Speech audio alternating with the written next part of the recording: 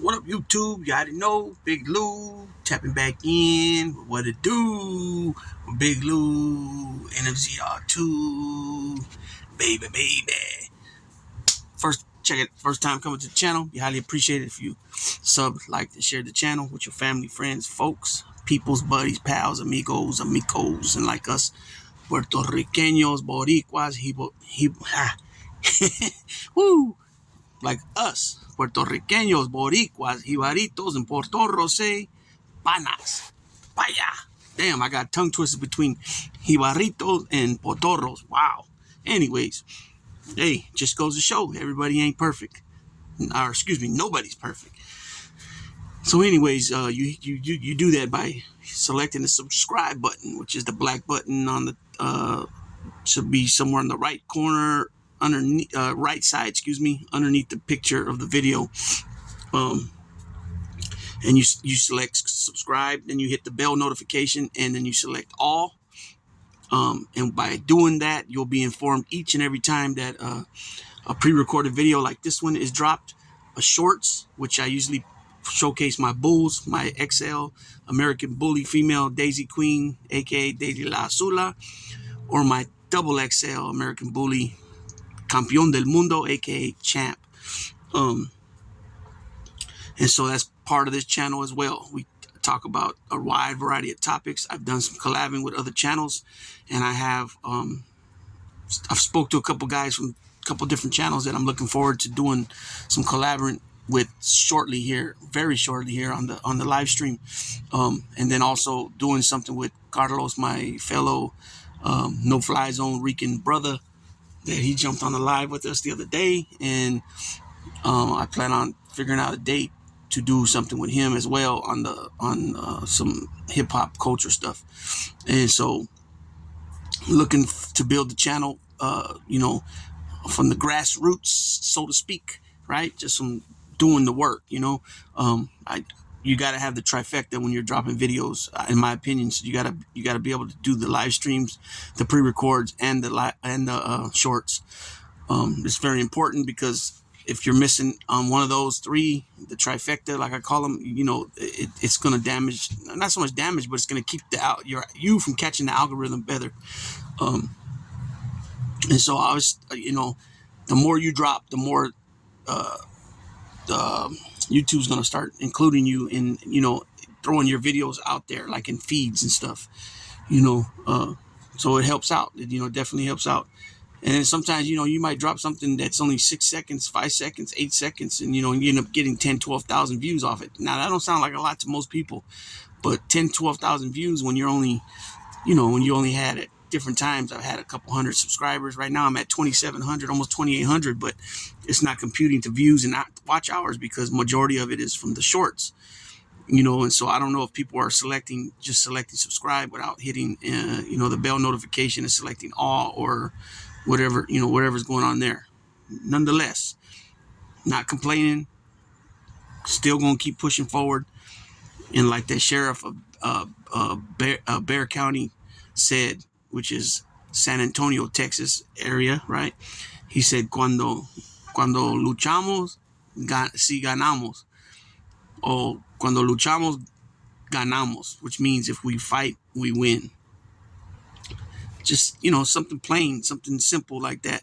Meaning, you keep continuing doing whatever it is you're doing, your craft, your work, your skill set. You just continue to practice by doing more, and then you figure out little by little with how to edit, how to add things, how to do thumbnails, how to do intros, all that stuff. I'm way behind, but what I'm getting to is that if you stick with it and you got an open mind to learn, then you'll start learning things, just like with everything in life. I don't want to say it's a shortcut, but it just like with everything in life, as you're doing it, you learn techniques and easier ways to do and handle certain things, if that makes sense to people. Hopefully it does. Anyways, this video is not going to be very long, and forgive me for all the times I say that and I end up going 20 minutes, 25, 30 minutes, 35 minutes when I only originally plan on going 10 minutes or 12 minutes. But this video is about somebody who I consider one of the greatest boxers of all time because of his his accomplishments in the ring, his ability to put asses in the seats and be the cow. Okay, and then also turning in and becoming the businessman he is, which at the end of the day doesn't compute with the shenanigans that he's still, not so much that he's doing personally, but that he's involved with, and he feeds into, right? So I'm speaking of none other than, if you guys obviously click the video, you've seen the thumbnail, is the Golden Boy, Oscar De La Hoya, Golden Boy, Golden Boy Promotions CEO, President CEO of Golden Boy Promotions. He's a six division world champion. He's won titles in 6 weight classes, and he's won multiple belts. Right, starting at I believe he started at one. I believe De La Hoya started at 130 or 135. Let's see, 135, 140, 147, 154, 160. So he started at 130, 130, 35, 140, 147, 154, 160. So yeah, so from 130-pound champion all the way up to 160-pound champion, and everything in between. He never skipped a division. The reason why I say he never skipped division, because we got some fighters like Tommy Hearns who started at one division, went up to the next division, and then lost at the 3rd division at the championship, but then decided to skip up a couple, and then he won that belt, and then went up another division, and then came back down 15 pounds to win a title that he initially lost to Hagler at the middleweight division. So it's tricky to all this stuff, right? With weight classes and all that. If you don't know what you're talking about, you can, if you don't, not if you don't know what you're talking about, if you don't understand boxing and how it's designed as far as what the sanctioning bodies, the weight classes, and so on and so forth, you can get lost and very easy, right? So anyways, De La Hoya, again, he comes out. Well, let's start here. Let's start with, because the one I was going to start with is the main one that bothers me. So we'll leave that for last. But he comes out and he ends the video by saying, Canelo, fucking, right? And I understand why. I get why he's like that. And I will say this, when he was right there with Canelo, when Canelo was going to fight Jaime Munguia, which was about 2 months ago now, De La Hoya got up on the podium, said what he felt, said exactly how he was feeling about things, about Canelo, and how he felt towards him. And he even stopped at the podium and turned and looked at him, behind, he was to the side of him. Let me see, if this is me at the podium, Canelo was to his right, so it would be your left looking at me, but my right. And he stopped and looked down at him and called him whatever, I forgot what he called him. He called him some names though, and he put it out there for everybody to know that he don't like him. And the reason why, his reasoning is because they helped build him. The Golden Boy promotion helped build Canelo here in the United States to become the champion he was. What the champion that he was, meaning where they took him to when he was the champ before leaving Golden Boy. So they feel real confident in their ability to bring fighters to the forefront to become big names and well-known and obviously champions, which they don't have at this point. They don't have that many champions, but over the years they've had, Deontay Wilder, I believe, was there. Obviously Canelo. There's been a few guys over the years, but as of right now, and if dumbass Ryan Garcia didn't pull his bullshit, he would be a champion right now under Golden Boy. But that don't get talked about too much. It's just mostly how he's at his behavior, which is very out of line, right? And I don't see De La Hoya coming out making public videos about that. Not saying that he has to or should, but if he's talking to Ryan in person with his team, maybe even with his doctor, I don't know, but at least with his physical doctor, but at least his team, promoters, his manager, his family, all that, and he's putting it out there from the heart, sincerely, that we got to get him some help. We got to get him rounded. We have to find out where he's lacking and why he's behaving the way he's behaving. You know what I'm saying? I mean, wouldn't that be a no-brainer for somebody that's in that position of an owner of and CEO, president, CEO of a promotion company, which one of your top fighters is who makes most of the money for you at this point in time, is having difficulties and issues, and it's becoming public, over and over again. If it's with his wife and about the kids, or him making racial slurs, or him talking about him testing positive for Osterin or any of that stuff. I think that's how you say it, Osterin. or him, uh, just all the shenanigans that's been going on with him. There was one more point of that I wanted to say, and it slipped my mind right now. But you know, I think that would be the number one thing, because what's going to happen is this kid keeps going down this road, and I say kid because he's only 28 or 25, something like that. Ryan Garcia, and I wasn't aware that he had 3 kids. I thought he had no kids at all. So that makes the situation even more urgent and more definitely more serious, because now you're talking about kids, and kids. People are mean, and they'll be mean to kids. Look what's going on with Governor Tim Walz's son Gus. He gets up there and he's emotional because his dad's up there on the second to biggest stage in the world, in the United States at least, as being and accepting the nominee of vice president. And the boy gets up after his daddy tells him, your sister and your mom mean everything to me. I love you guys. And the boy jumps up, and he's 17 years old, and he's clapping, and he's pointing at his heart, and he's pointing at his dad, and he's telling the people in the crowd, that's my dad, because he's proud of the moment, right? Who wouldn't be proud of the moment if their father was up there, their dad, their pops was up there accepting a nomination and speaking on the world stage, right? And the boy's 17. That's a kid. That's a kid. Legally, mentally, all that is a kid. But then these people, these hard right people, such as Ann Coulter and some Milwaukee dude, some Milwaukee guy in the media, right wing media or social media apparatus, environment or whatever apparatus. I'm not sure if that's the right word to use, but there was a few people, and they're saying just cold blooded shit, man. Like one said, get his son a tampon, saying. Ann Coulter said some wicked, evil shit. Somebody else said, congrats, Tim. You and your wife raised a fluffy beta male or something like that. And then they come to find out that he has some learning disabilities, and he's been diagnosed with ADHD and anxiety and this and that. And then a couple of the tweets were erased. I don't know if it was Twitter doing it, which I doubt, because Elon makes it clear about it where he stands. I mean, look at this guy. He goes on and bashes his own son, his own kid. I'm not sure if it was a daughter. No, it was his son, because he said, I lost one of my older boys to the wokeness, he said, or some bullshit like that. And that he was tricked into signing papers, So what's that say about you? If you're tricked, you're not too smart of a guy then. You're talking about a guy that's worth so much money that he's constantly in talks with attorneys for all his businesses and everything else. You know what I'm saying? But it just shows how cold-blooded people are towards kids. A 17-year-old is still a kid, like I said.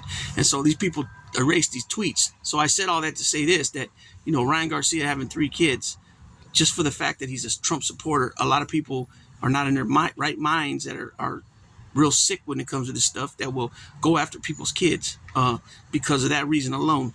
Other people that are big boxing fans or are just highly against PEDs, which stands for performance enhancing drugs, will go after his kids and say that your daddy's a cheater and da-da-da. You know what I'm saying?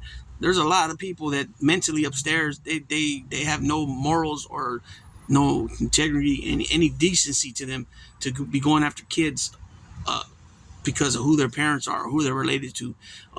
That's what I'm getting at. And so by Ryan Garcia having 3 kids, it's even more urgent, very more important that he gets more help, or the help he needs, because these kids are his kids. They're depending on him. He's got to be able to take care of these kids, right? And they're pretty young kids too, from my understanding. 2 of them are from his previous, one's from his previous relationship or marriage, and then he has 2 with the wife he was with recently. I think her last name is Selena. The only reason I know that is because I've seen the videos of him breaking stuff and accusing her of cheating on him, and I guess it was a friend of hers that was a gay man, and whatever, he just went off. And so they showed, she was videotaping him, and he was recording her in the area, and you've seen a bunch of broken stuff, and she's obviously just in distress about what's going on, or what had just previously happened before phones started being used as recording devices. And so anyways, De La Hoya, it's your responsibility as running that promotion company. Unless you just don't flat out give a fuck about him and your fighters, then okay, that makes sense. But for you to, and the only reason I'm saying go public, if you're going to be going public about anything, and to go public about that, is if you already, because WBC said, Mauricio Solomon said that they reached out numerous times. So I'm pretty sure they reached out to you at some point there. So to come on here and laugh at people and this and that. De La Hoya, you need to take care of your own in-house business, right? And then, he's coming out here clowning Devin Haney. Now, I agree with him. Devin Haney, very stupid move for him doing that at a fair. But let's correct De La Hoya, since he wants to be, coming out talking shit. He said it happened at the Orange County State Fair. Okay, so I don't know how he can consider Orange County State Fair. Now, the Orange County Fair, yes. But the Orange County State Fair, no. The only state fair it is in California is in Sacramento, because Sacramento's the capital. So he got that off. And then De La Hoya, you're from California. You're from LA County, which is right there next to Orange County, right? So I don't know how he made those couple mistakes right there, right? It's just out of plain ignorance, because he thinks he's moving in he's moving with the momentum as far as clowning and this and that. So he thinks he's pretty funny, right? And then for anybody knows, I mean, come on, man. When you start making money and have money as a fighter, as a wrestler, as a sports athlete, what I mean, boxing is athlete, pro wrestling is athlete. But what I meant when I said pro athlete, I'm speaking of basketball, football, and baseball. But I missaid that, because pro wrestling and boxing are professional sports. Soccer, major MLS, MMA, UFC, all that. People start making money. People will have set in their agenda to wreck somebody and come out with false allegations. We've seen it.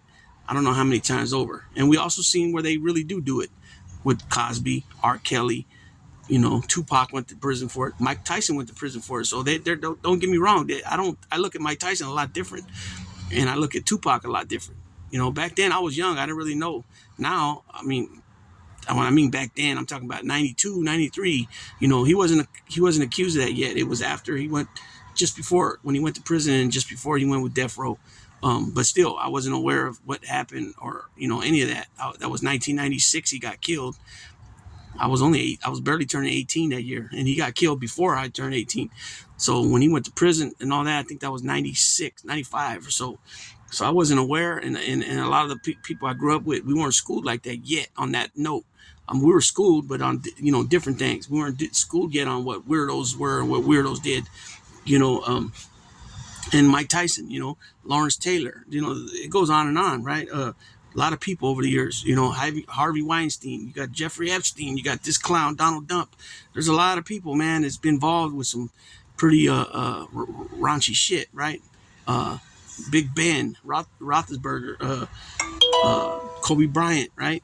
De La Hoya, you were involved with some scandal type shit too, right? You've been involved with dope, drinking, and I'm glad you got over it.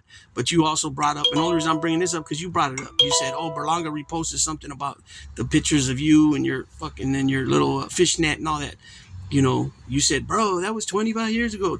Everybody knows about that. Well, Berlanga's only 24, 25. He didn't know about it.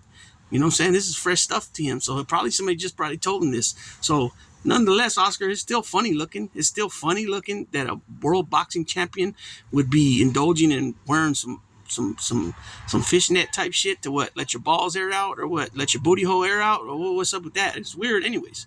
It's weird behavior. And then you said, and then I will agree with you on this. You said that Americans wake up every day to figure out what they're going to be grouchy about, or if they're going to be grouchy about what happened the day before, or what they went through the day before. There's some truth to that. A lot of people, in this country, they want to complain and bitch about everything, and it starts with the top, with the top ticket over there on the right side. This guy, poor him. He was born with over $500 million. Well, actually, probably no more than that. His father was worth more than that. That was his portion, was $500 million. He had two siblings. Actually, I think he had three. There was a total of 3 boys and I think 2 girls, Trump kids, right? We already know Fred Jr., the son, passed away hella young, 42 years old. He drank himself to death pretty much. Okay, and then he had the sister, Mary Trump Barry. That was the federal judge that put away.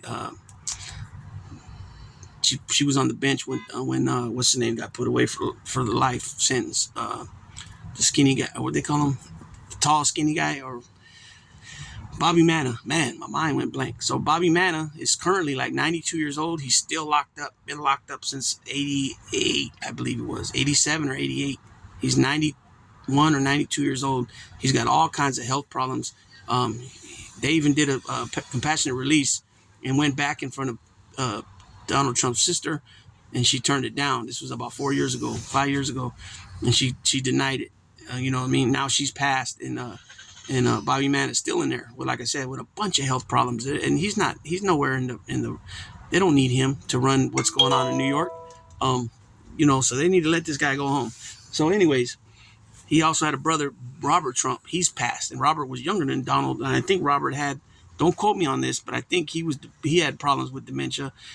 We know their father had problems, and the mother had a lot of health problems. And I think he had another sister, but I believe that as of right now, he's the only living Trump sibling. If not, then he has that sister. And I think, like I said, I think he had 2 sisters and it was him and 2 brothers. And all the brothers are gone. He's the only last living Trump.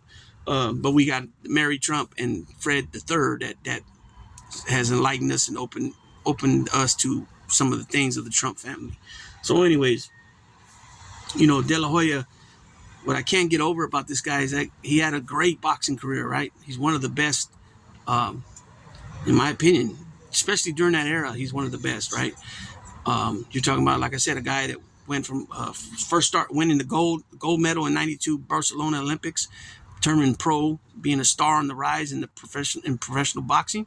I believe he beat for his first title. I think he beat Jorge Mero Paez for his first title. If it wasn't, because I was going to say Jake the Snake Roberts, but Jake the Snake Roberts was, or not Jake the Snake Roberts, excuse me, Jake the Snake Rodriguez. He was welterweight or junior welterweight. No. So I'm getting confused. I meant to say John Molina, excuse me. I think John Molina was 140 or 147 pounds. So I'm pretty sure it was my Mero Paez that he won his first title. I could be wrong. If anybody in the comment section hears this, Nick M or anybody let me know. Otherwise, I'll look it up afterwards. And so, anyways, he had a brilliant boxing career, right? This guy was the cash cow. He won titles in 6 divisions. As far as men goes, there's Manny Pacquiao with 8 divisions, and then next in line is De La Hoya with 6, and then you got Tommy the Hitman Hearns with 5, and Also, you have Tommy the Hitman Hearns with 5, who was the first one to get to 5 world titles in 5 weight classes, excuse me. And then on the women's side, you got Amanda Serrano with 7 divisions. She's won a title in 7 divisions, and I think she has 9. She's won 9 world titles. And so, anyways, back to what I'm saying. De La Hoya was the cash cow at that point. Eventually, Mayweather took over that position, and he built a nice career for himself. And unfortunately, like what happens so many times with sports figures or just men in general, or people in general, when they get married and they're successful and they get a divorce, what happens? They lose a lot of their stuff, right? The ex-wife gets whatever the judge is going to award her, and I think that might have happened to him, right? His oldest daughter is from I can't think of her name. Shannon, I think her name's Shannon something, but she was the one that used to be married to Travis Barker. They used to be on the MTV. She was a model, Moker, I think her last name is Moker or something like that. They had a daughter together before Travis Barker was married with her. I think Travis Barker's with Kourtney Kardashian now. Anyways, back to the point was that he might have lost some money in divorces here and there. Then he had a couple more kids. Right, he had a couple more kids that he wasn't really close with, and then he married a Puerto Rican lady who I believe he's still with, and he had a couple more kids with them. And anyways, brilliant career. Then he starts promoting. Same thing. He's got the right head for promotions, and Golden Boy does his thing with so many different fighters, but a lot of people left him, right? And so I heard something from Shane Mosley, the dad, senior. About a week or 2 ago, that originally when Golden Boy started, or somewhere early in the starts of Golden Boy, it was supposed to be Bernard Hopkins, who's still there. It was supposed to be Shane Mosley and Marco Antonio Barrera. And I believe Barrera was working more the Mexico side of the border on Golden Boy. and along with De La Hoya. But Sugar Shane made some comments like if because of his shenanigans, and he said it just like that, because of the stuff he was involved with, it turned off a lot of them. Also at that time, Sugar Shane, to be fair, Sugar Shane was going through a divorce that really hammered him pretty good, as far as just overall stress of going through a divorce. You know, I'm not saying it was totally because of what all his assets and money that he lost. But people got to keep in mind too, when you're boxing, it's not set up like baseball and basketball and football is, where you have a pension, you know, you can retire from it. You have a players association. They don't have none of that, no unions, right? So whatever you make while you're in the ring, or whatever other business ventures you can get involved with, you have to learn to save your money, put it in portfolios, and get so much released to you per month if you have to go that route. So many world champions over the years, they don't have that option at all. They end up being, living in a studio, a garage, a one bedroom. Some of them homeless, some of them dying because they were living on the streets and indulging in stuff they shouldn't have been. But the point is, there was nothing there. So when somebody like De La Hoya can bubble off his career the way he did, and then turn around and invest the money, and he does give back too. He does give back. I've seen some of the charity work they're involved with, especially with the schools and stuff. And so he does give back, but I don't understand how somebody that's so successful, that's been successful as a pro athlete and now on the business side, and look at him too. De La Hoya is 54 years old. He's in tip top shape. I mean, I don't see no problem with him getting back in the ring. I mean, fighting at the champion level, depending on what division, but I don't see him dominating like that as a champion. But I do see him definitely fighting on cards. Because he has name value as well, but he's so far past that. He don't need to do all that. He's got a ton of money. He got a great company that's going. And so I don't understand why he indulges in these bullshit little tick for tack type beefs, So again, he brings up Berlanga. This is the last point here. I went way too long. Berlanga, he brings up again. Berlanga, you're not Puerto Rican, bro. Or you have an island behind you, bro. You know what I'm saying? It's like, dude, where do you get off even getting into this? Just, you're not Puerto Rican. Now, if he said his kid said something, or his son sees something, or his son feels this way, or his wife said this, then okay, they're Puerto Rican. Even if it's half, don't matter, they're Puerto Rican. So De La Hoya, I don't understand because you went through this shit. You went through this shit back in the 90s when you fought Julio Cesar Chavez, where a lot of Mexicanos from over there were saying that you ain't Mexican, you're a Mexican American, you're a Pocho, you're a Chicano, you're not Mexican, right? It's the same type of shit you went through. So why would you want to start pushing that on somebody else? Why would you want to try to put that microscope on somebody else to be brought to the forefront as far as media attention for clowning, to get clowned?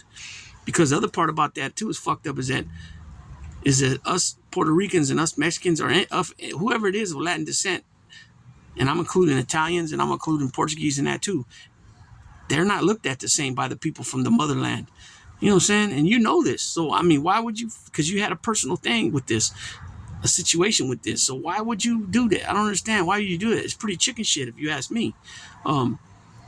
It's pretty chicken shit. Now, is it because you got bad blood with him too? Because he didn't sign with Golden Boy? He ended up going somewhere else? Because you can't deny the man. You can't deny and say Berlanga's he doesn't have talent, because come on, man, he's 22, 23 and 0 with 16 first round knockouts. I'm not saying he's ready for Canelo, because I don't believe he is, but I will be going for him just because Boricua, it is what it is. I don't believe he's ready, but we all know that a boxer has a puncher's chance. So if he can catch him with the right punch and rock him and hurt him, it's possible. But we also know that Canelo has a steel jaw, and he's been in there with some of the best of them that couldn't even hurt him. Cotto, Mayweather. Even though Mayweather made him look silly boxing, I don't think he rocked him. But Miguel Cotto couldn't hurt him. Triple G, 3 fights couldn't hurt him. He took some good shots. Sergey Kovalev couldn't hurt him. Matter of fact, he knocked him out. Dmitry Bivol, he couldn't hurt him. Yeah, he outboxed him, of course. But we take that back to that fight with that other Cotto. When that other Cotto, I think it was his name Jose Cotto? I think it was Miguel Cotto's primo. He caught him and rocked the shit out of him. I don't know if you guys remember that, but he fell back into the ropes, and I think the bell had saved him. So it's possible. But now you're talking a lot of years ago, and he was a lot smaller than. He was only, I think, 140 pounds, 147 pounds then. Now he's 168, and he's cut up, and he's strong as the ox, So, but I just don't understand somebody at that rate. But then again, look who we got, the guy running for president again. Look how childish he is on the level he is. So I guess it really doesn't make, and the difference between them two is that De La Hoya is a good businessman. Trump is not. Trump couldn't make nothing on his own as far as branding. Yeah, he's got a brand. He's branded with the name Trump, and he's got he does make money now, but it's on a different level. He's making money off his name now. It's not, where he puts his name on buildings, he puts his name on golf courses, and it attracts, people to become members and whatever else, buying property at the condos and this and that, penthouses or whatever. But he couldn't make it when he was just Donald Trump, the businessman. Donald Trump steaks, Donald Trump University, Donald Trump casinos, Donald Trump this, Donald Trump that. He couldn't make it that way. He lost a ton of money. It was more smarter for him just to put all that money he got from his dad after it was all split between him and his siblings, and just to put that money in like some type of, I'm not even sure, like I said the other day, what it's called, but just putting it in an account and let it stack up, where you don't touch it after so many years, after so much time, it just keeps bubbling and bubbling and bubbling. He was better off doing that and trying to go all these different routes, because at the end of the day, he's not conservative. He don't know how to put a lid on spending. He just likes to spend. He bought all these planes and all everything else. Not to mention, he's driving in Jeffrey Epstein's old plane, where a lot of young girls were put in that plane and trafficked in that plane. And now he has the plane. A mutual friend of theirs or a friend of his bought the plane after it was, I don't know if it was seized by the government and then put it for sale, or the Epstein family sold it before that. If the Epstein family sold it and this guy purchased it, but now Trump's being flown around in it, and all they did was wrapped it with Trump 2024 or Trump 47, and that's pretty damn weird, because he's a weirdo at the end of the day. Like I said, here in California, when we use the word weirdo, it's not using the traditional sense of weirdo. When you're called a weirdo, that means you got a one of those. Did you guys get that? You guys spell RAPE,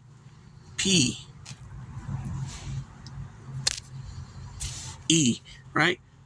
With either a child or a woman, right?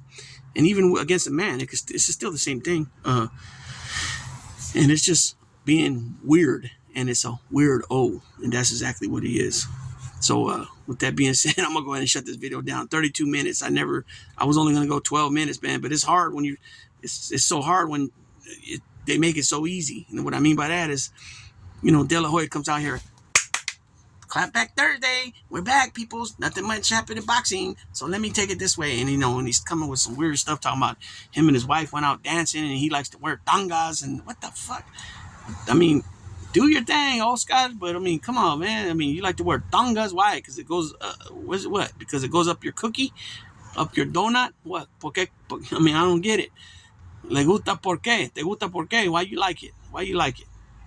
It's sentido. I don't know, bro. It's a trip. It's a trip. But I wouldn't be, I guess be proud of who you are, I guess, and what you like, I guess. It's just a little strange, man. It's strange. I won't even go as far as saying weird, but it's strange, but do what makes you happy. Do what makes you happy, homie. That's definite. I could say that, definite, and I agree with you on that, like I said earlier. And just be the businessman that you are, man. Be the, and I like too about De La Hoya when he doesn't be biased, like when he was talking about Crawford against Canelo when that first came out. He was so, he's like standing on a quick stand and this and that, but you never mention about how strong Canelo is and how hard he hits, and that can Crawford really sustain that punching power? I don't think so. Yes, I can see Crawford outboxing him, but he won't be able to sustain the power, and eventually Canelo's going to crack him. It just is what it is. He'll catch him, what I'm saying? And he's going to hurt him. Crawford has no business going above where he's at right now, 154. And even then, he went first fight into a championship fight, and he won. I won't say he didn't, but it was a new experience for him. It was something that he had to get used to. He had to, and that's the thing about Crawford too. He's smart. He's not going to overdo something to try to make something happen. He's going to be patient, just like what's the name is? Tank Davis. He's real patient. You won't see him come out just throwing some wild punches to try to connect something and hope that he connects to drop him or hurt him so he can get on him. You know, no, he'll sit back. He'll be patient. He'll wait. And, you know, plan A didn't work. He'll try plan B and C. And if those ain't working, he'll go back to the corner and he'll listen to Coach Nate. Heck, I think his name is Nate. You know, he'll listen. And the same thing with Crawford with I forgot what the hell is his coach's name? His head trainer's name, Boone, I think it is, or Bomac. And you know, that's the difference between them and so many other people that box. Their listening skills and the fact that they will pay attention to what they're being taught and schooled in. Because, like I said, with everything else, you're constantly learning. I don't care how old you are, you're always learning in life. If it's work, if it's about sports, if it's about relationships, if it's about whatever, you're going to keep learning. And it's not really so much a shortcut, but it's you learning. It can be a shortcut at times, but it's mostly you learning how to make things easier on you to get the same solution or same resolution at the end, which is, in this case, winning, right? It's not always win by all means. It's winning by perfection and it's being as proficient as you can to get the same goal, you know what I'm saying? Which is obviously winning when it comes to boxing. And it's not always about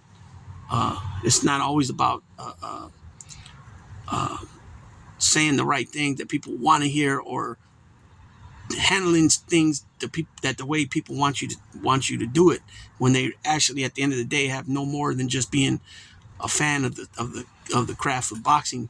They have nothing to do with your management team, with your promotion team, with your nutrition team, with your head trainer and all the fellas.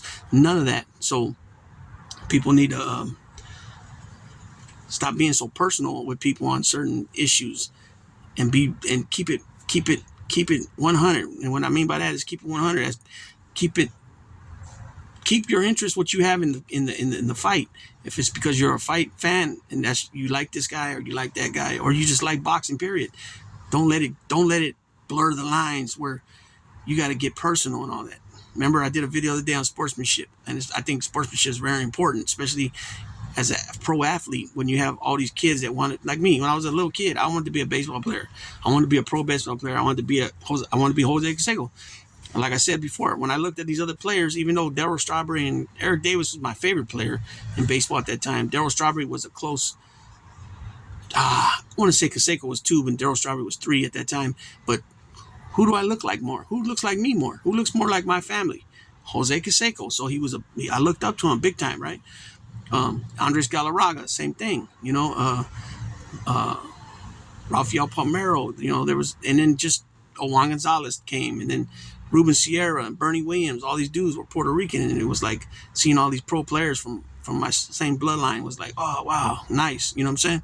And so, you know, that's what I wanted to be, you know. So many other kids, they want to be pro basketball players, pro football players, you know, pro soccer players, pro MMA fighters, you know. Look at John Gotti III, John Gotti Jr.'s son. They call him John Gotti III, but he's not really the third, okay? Because the story goes, the father, who they call Senior, John Gotti, the one that they call Teflon Don, they call him Teflon Don and Dapper Don. His original nickname growing up was Junior, because he was named after his father. So I'm talking about John Joseph Gotti, that was born in 1940 in the Bronx. He's really a junior, but everybody started calling him Senior. And then his son, who everybody calls Junior, John Angelo Gotti, is not a junior at all, because his middle name is Angelo. His dad's middle name was Joseph. So he's not even a junior, but media and people start calling him Junior to make it easier to distinguish the two. And so now his son goes by John Gotti III, which I'm not sure if his middle name is Angelo or not. If it is, then he would be really technically Junior, like his grandpa was Junior, right? So it's a little tricky there, so you got to know. But, you know, John Gotti Jr., John Gotti III, excuse me. John Gotti Jr. was he used to lift weights. I don't want to say bodybuilder, but he lifted weights, and he did it pretty religiously, and he was big. He was pretty big, and you can see it now. He's still got size on him. They're not very tall men, but they're average sized men.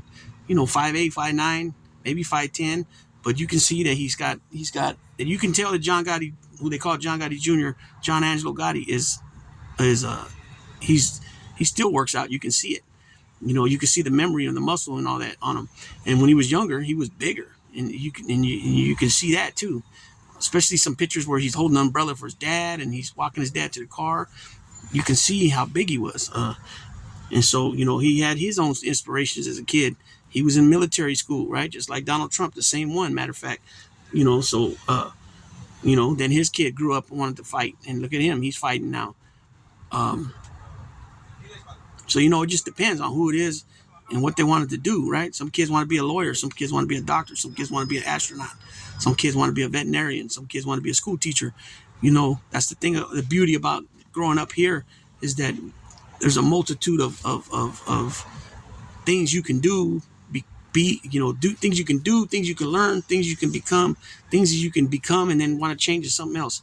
You know, you got that action, you know what I'm saying? So you got that action, you know what I'm saying? So it's you know, that's the beauty of it all. You know, you don't grow up in a little villa over there in Portugal, Brazil, excuse me, and you gotta, you know, do what everybody else does to come up and survive, because it's a ghetto. It's really a ghetto. The favela, excuse me, not the villa, the favela over there in Brazil, or, you know, different places that's known for having the areas being this and being that. You know what I'm saying? Where you know what everybody's going to be when they grow up, or what they're going to become, excuse me. So with that being said, again, I went way longer than I wanted to. This 42 minutes video. So hopefully I get enough people to watch it. Wasn't my intention, but again, like always, not always, but most of the time, I go longer than I expected. So, Big Lou, tapping out.